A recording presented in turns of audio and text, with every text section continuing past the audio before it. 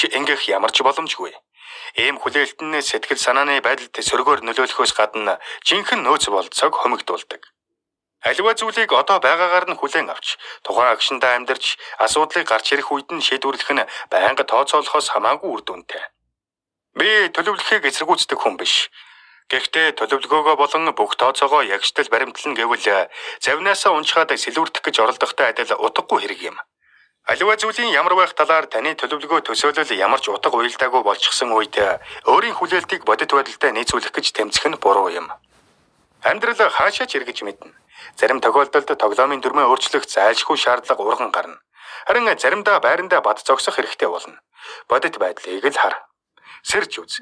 Та усанд унчихсан байна. Гараа савчуулахаа болж утга учиргүй сэлүүрдэх гэж оролдоход зогссоо. Амьдрал бол марш гэхээсээ бүжиг юм. Бидний бодол санаанд өөрсдийн манч мэддэггүй зөнгөөрөө төрдөх бодлууд байдаг. Хүлээлт бол тэдний нэг. Үнэн дээр чухал. Тархи маань хэрхэн ажилдаг талаар хатуу үнэн бол энэ. Бид бүгдээрээ чөлөөт хүсэл гэх зүйлд итгэх дуртай. Энэ нь биднийг хүн болгож байгаа зүйлсийн нэгэн хэсэг мөн. Шулуухан хэлэхэд бидэнд чөлөөт хүсэл үгүй бол бид юугаар амтнаас ялгарх юм? Хийх үйлдэлээ өөрсдөө шийдэж, хизээ хийхийг гэж өөрсдөө сонгох нь бидэнд таалагддаг. Бид хувь тавилангаа удирдах, ирээдүгөө бүтээхийг хүсдэг. Гэвч оюун бодол маань автомат бодлын үйл явцаар удирдуулдаг юм бол бидэнд чөлөөт хүсэл гэж үнэндээ байна уу? Олон хүн байхгүй гэж хариулдаг. Тэгвэл танд хэрэг чөлөөт хүсэл байгааг би хэлж өгье. Хийх ёсгүй гэж мэдж байгаа бүхнийг хийхэ болоод хийх ёстой гэж мэдж байгаа бүхнийг хийж ихэл. Бүгдийг. Ингээд бодохоор чөлөөт хүсэл гэж амаргүй зүйл ажээ. Өөрийгөө захирдгүй хүн эрх чөлөөгүй. Эпиктет. Номынхон турш би энэ тухай яриад байна. Та ухамсартайгаар шийдвэр гаргаж буй мэт санагдах үед ч гэсэн уг сонголтыг хийхэд хүргэдэг далд ухамсарын бодлууд байж л байдаг. Үүнийг та төдийлөн олж хардаггүй. Хүмүүс ер нь бидний бодож байгаагаас илүү логикгүй, учир зүггүй байдаг. Олон тохиолдолд гол чавхцыг эхшиглүүлж байдаг зүйл маань бидний далд ухамсар ажээ. Аз болоход сонголт хийх эрх чөлөөгөө эргүүлээ авах боломж танд байна. Яаж вэ гэвэл өөрийн оюун бодлын хэрхэн ажилдгийг ойлгож, юу хийж байгааг нь олж хараад тэрхүү ойлголттой түшиглэн ухамсартайгаар өөрийн хүссэн сонголтыг хийх юм. Далд ухамсараар хийгдэж байгаа зүйлийг ухамсартайгаар хийх тухай юм. Хүлээлтийг бас ин удирдах боломжтой. Амьдралд байдаг л зүйлс. Би юу ч хүлээдэггүй.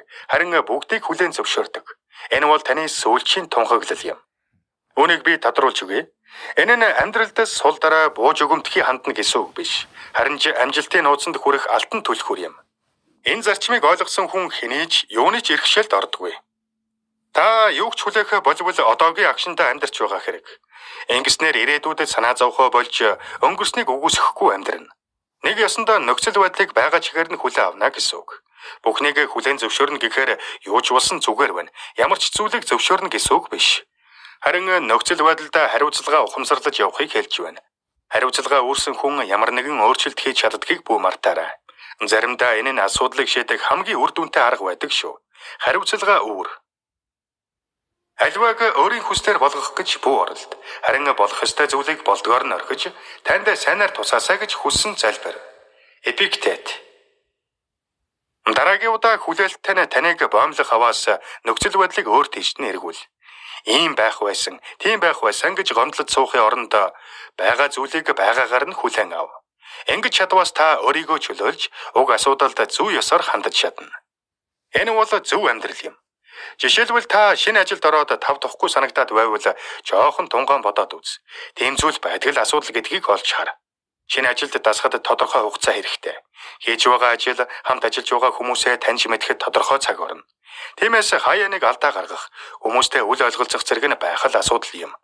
Яг ингэж харж эхлэхэд таны хүлээлт нурж унана. Жишээ нь таны харилцаа асуудалтай байгаа гэж бодъё. Тэгвэл харах өнцгөө өөрчлөлт үз. Зургийг томор хар. Та юу хүсэн хүлээгээд байна уу? Олон хүн өөрийн хань ижлээс боломжгүй зүйл шаарддаг. Яг л шидтэн мэд. Бүх хэрэгцээг маань мэдэрч юу бодож байгааг минь ойлгодог байхыг хүсдэг. Гэтэл хань ижил чинь таньшгал төгс бус хүн шүү дээ. Тэдэнд ч бас янз бүрийн ярвагтай сэтгэл хөдлөл бодлууд гэж бий. Онцгой өдрийн дараа таныг заримдаа хайхрахгүй байх нь байдаг л зүйл. Заримдаа бид хүмүүсээс өөрсдийнхөө хандсан хандлагыг хүсэн хүлээдэг. Тэдэнд сайнаар хандвал эргүүлээд сайхан хандлага хүлээдэг. Энэ нь нөгөө хүнээ өрөнд оруулж байгаагаас ялгаагүй юм. Хань ижилдээ хөлийн массаж хийж өгсөн бол эргүүлээд тийм хандлагыг шууд бусаар түүнээсээ хүсэн хүлээдэг. Ийм хүлээлтээс болоод дотны харилцаанууд ярьчигтай төвөгтэй болно. Хэрв та хүмүүсээс элдвийг хүлээх болж тэднийг байгаагаар нь хүлээн авч суралцвал харилцаанд чинь ямар их ахиц дэвшил гарахыг харах болно. Тэглээгээд таныг боддоггүй, явааргүй харилцааг хүлээн зөвшөөр гэсэн үг биш шүү. Миний хэлэх гээд байгаа санаа гэвэл та өөрийгөө ч урдчлан хэлэх аргагүй байж өөрний хүнийг урдчлан хэлж чадахгүй. Энэ үед та завны зөвлөлийг бодоорой. Сэлүүртгэ бол тоглоом өөрчлөгдсөн. Тэгэхээр төлөвлөгөөгөө өөрчил. Найз нөхөд, гэр бүлийн гишүүд, ойр тойрныхан чинь бүгдээрээ өөрийн гэсэн хүсэл сонирхол, мэдрэмж, үзэл бодолтой хүмүүс. Та нэг зүйл бодож байхад тэд огт өөр зүйл бодож байгаа. Таны доторхыг огт мэдэхгүй учраас таныг тэд яг таг ойлгож чадахгүй шүү дээ. Ямар нэг зүйлийг хүлээж хүсснээр чинь болоогүй үед гомдон суухын оронд хүлээлтийг явуулчих. Үнэхээр хүссэн зүйл байгаа бол өөрөө очиод асууж болно шүү дээ. Ямар нэг өгөөмөр сайн зүйлийг бусдад хийж өгвөл эргүүлж хариу бодлогоогүйгээр чин сэтгэлээсээ хүссэн хүслийн улмаас хийгээрэй. Бусдаас их юм хүлээх тусам таныг болон нөгөө хүнийг тань сэтгэлийн шарахтай үлдээнэ. Энэ нь харилцааг нураах хэмжээний ноцтой асуудал бол нөгөө хүнтэйгээ нүүр тулан ярилц. Юу мэдэрч байгааг тань ойлгоно гэж бүх хүлээ. Бас нөгөө талд сэтгэлийг чинь өөрчлөх алхам хийхийг ч бүх хүлээ. Тэд чадахгүй. Та л өөрийгөө өөрчилж чадна. Хүмүүс хулгайлж, худлаа ярьж, хуурч, урам хугалмаар зүйлийг хийхэх хизээж болохгүй. Тэднийг гигантэн болсон мэт бодцоход дараа нь гомдож суух нь бодит амьдралд огт нийцэхгүй. Иймэрхүү тохиолдолд та өөрөө л хохирч дуусна. Та өөрөө л гомдол, харамсал, уур уцаартай үлдэнэ.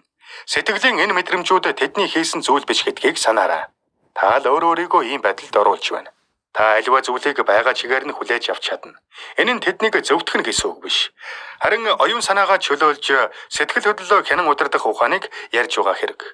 Амьдралын ямар ч нөхцөл байдалд урам хугаралд авталгүй оюун санаагаа эрүүл байлгаж, хүчийн сорох зүйлсээс хамгаалж байгаа явдал юм. Юугч бүх хүлээ, бүгдийг хүлээн зөвшөөр. Би таныг төлөвлөгөөгөө бүх гарга гэж хэлээгүй шүү. Эсвэл ямар ч зориггүй, ямар ч чиглэлгүй бай гэсэн үг биш. Гэхдээ төлөвлөгөө гаргах үед түүнийхэн хүлээлтээс салахгүй зурлалаа гэд юу хожих юм бэ? Юу ч хожихгүй. Та хүлээлтээс ангиж ирсэн цагт амьдралдаа хамт бүжиг төлөвлөгөөгөө зовиргүйгээр хэрэгжүүлж, бодит байдал дээр ажиллаж чадна. Амжилт ирвэл баярлаж чадна. Амжилтгүй болвол дахин эхэлж чадна. Ялалтыгч тэр, ялагдлыгч тэр аль ч бүх хүлээ. Ялахын төлөө төлөвл. Ялагдлаас суралц. Хүмүүсээс хэтэх хайр хүндлэл бүх хүлээ. Тэднийг байгаагаар нь хайрлаж, таныг яаж хайрлаж байгаагаар нь хайрлуул. Хүлээлтийн ачаанаас өөрийгөө чөлөөл. Хүлээлтийн уянгийн жүжигээс өөрийгөө чөлөөл. Болох ёстой юм болдгороо л болог. Өөрийн хүсэн хүлээдэг амьдралыг биш, яг одоо байгаа амьдралаа хайрл. Би юу ч хүлээдэггүй, харин бүгдийг хүлээн зөвшөөрдөг. Энэ энгийн тонхоглол таныг толгой доторх төсөөллөөс чинь гаргаж бодит амьдрал руу оруулна. Асуудал, бэрхшээл, зөрчил, урам хугарал хүн болгоны амьдралд бий. Энэ бүхэнд дарлуулахгүй, хий хоосон төсөөлдөг хөдлүүлэлгүй, өөрийнхөө бодит нөөц бололцоог харж, өдөр бүр бодит амьдрал дээр тэрхүү нөөц бололцоогоо хэрэглэн амьдрах нь таны хийх ёстой ажил юм. Таны амьдрал, таны ажил, таны аз жаргал үнэндээ таны гарт байна. Өөрчлөх үү, нураах уу гэдэг нь мөн таны шийдэх асуудал. Адал явдалтай болох уу, нөөц бололцоогоо ашиглах уу гэдгийг та л шийднэ. Хэн ч таныг аврахгүй, хэн ч таныг өөрчилж чадахгүйг санаарай. Энэ бүхэн таны үүрэг хариуцлага. Харин үүрэг хариуцлага үүрэх хамгийн зөв цаг бол одоо юм.